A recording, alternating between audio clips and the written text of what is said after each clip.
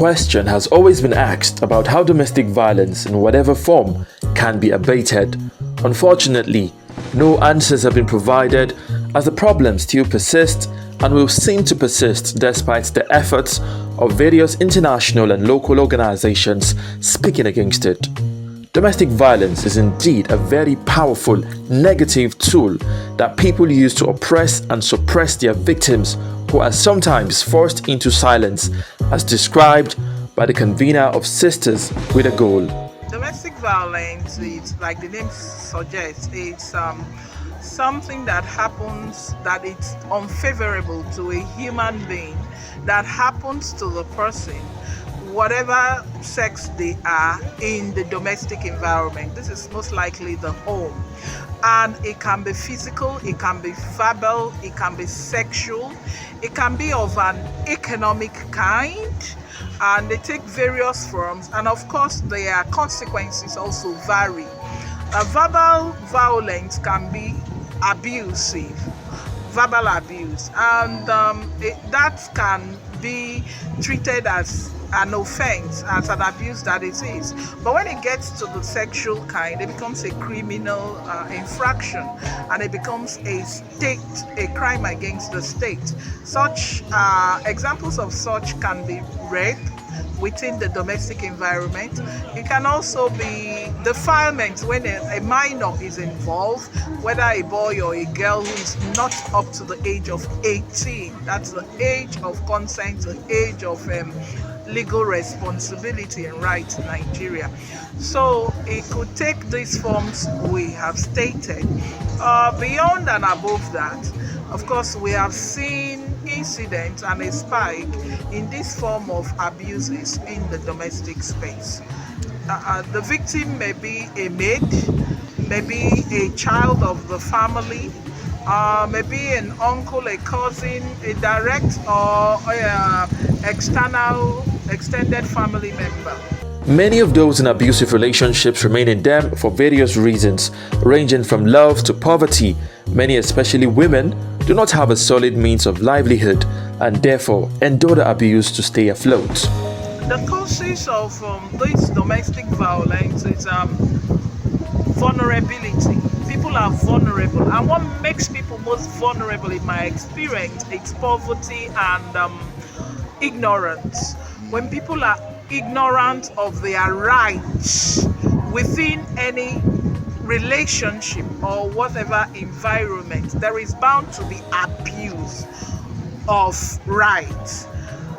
When people are not clear about their rights, they are bound to be abused. When people see themselves as poor and without the necessary financial wherewithal to do certain things for themselves, and they depend on somebody, they're bound to be abused and violated in this manner. We like to say that domestic violence or any form of sexual gender-based violence or gender-based violence, it's a power crime.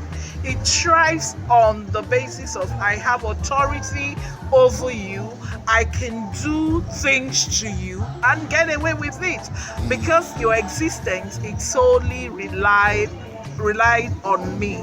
So because of that power dichotomy, you see these things, and that's why we say that the person, the victim, is vulnerable, because not having this access to livelihood support, being able to earn, make their own decision, have autonomy, makes them really vulnerable. One of the major problems associated with domestic violence as it relates to spousal abuse is concern for the children, and for this reason, the women choose to endure. These women bear their hearts on this matter. And your husband no dey faithful to you. You know, you go run for your life. You know, go dey there so that may you die because you say in the name of marriage. No, na person dey alive before you go talk about the marriage. If you born the children where you born because of the law, because if you leave them before another person where they call, you don't know how they maltreat them. Now because of that one, it's okay. Anything where your husband they do you, it's okay. Make you endure because of my children. Yes, but the one where you no gree, if you divorce am, carry your children. If your hand reach where you can take care of your pikin, you can carry your pikin and take care of it, that they still survive. You will see a lot of women out there that will tell you most of the women now is because of the children they are in that marriage, which I've experienced a lot. But what me I will advise the women outside there is marriage is not for do or die affair. Anyone that will involve violence, it's better you run for your life. And anyone that is maybe the man is not ready to comply to the family. You know, we have some men they have, but they are not ready to give. That one, just leave him, find something doing. That is why it's good for a woman to have a vocational work. Anything, even though you are hawking, anything, just try. At least it will cover something to the table for the children, not for the man. Because that one doesn't concern me with the man.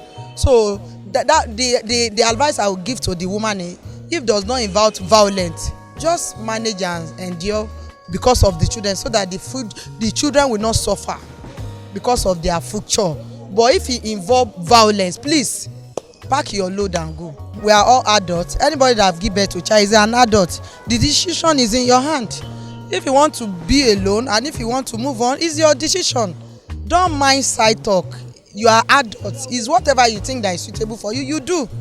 Like me, you cannot tell me I should do this. I'm adult. I'm not adolescent. I'm capable to know what is good and wrong for me or bad. So that one is individual option. Me, I no pray make I die in the name of children, no, by the grace of God. And I no pray make any woman die in the name of children. Okay, if you dey for marriage, he say because of children make you die. If you can't die, who go come take care of the children? You don't lose now. You understand? So I no wish any woman make it die in the name of children. But yet marriage is you must endure, because it's not all about bread of roses. You understand? But too, I dey encourage every woman to at least endure for the sake of these children, where we don't bring them to this earth.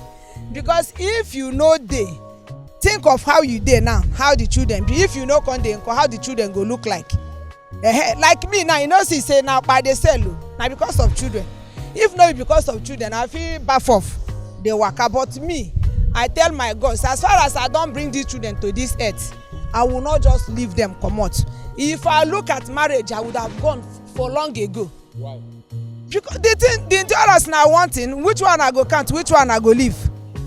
Our generation now woman be garri, woman be rice, woman be beans. Everything for house. Woman go pay school fees. Woman they pay house rent. It's not like that before now. You understand? During my own father and my mother, no say am like this, because if you dey hungry na my father you dey find. But today na mama be everything. But our hope, may God help this our children, make them be good children and become something tomorrow, so that you go forget all these things. And if the time where they marry, if I know say now, but now I want counsel, you know, say me I no go. I think say marriage, at least, even though you there for your father house, they suffer. You marry, things go change small. But as we counsel, I'm in this other way around. We put head now. Now like cross, so I carry am like cross. Say be Jesus, say pick up your cross and follow me. But my own belief and my hope is that God, who see my endurance because of these children, he will not allow me to die at the cost of the marriage, and this my children will be useful to me. The importance of guarding against domestic violence is to help prevent the effects that may include the children in the home passing through traumatic experiences that may follow them for life. I think it's something that is not good. It's not setting a good example for the next generation, and one should take care of each other, not beating or destroying each other because children copy what they see, and that's not a good example. We shouldn't, you should love your wife and your wife should love their husband and take care of each other, not abusing each other physically or any other way.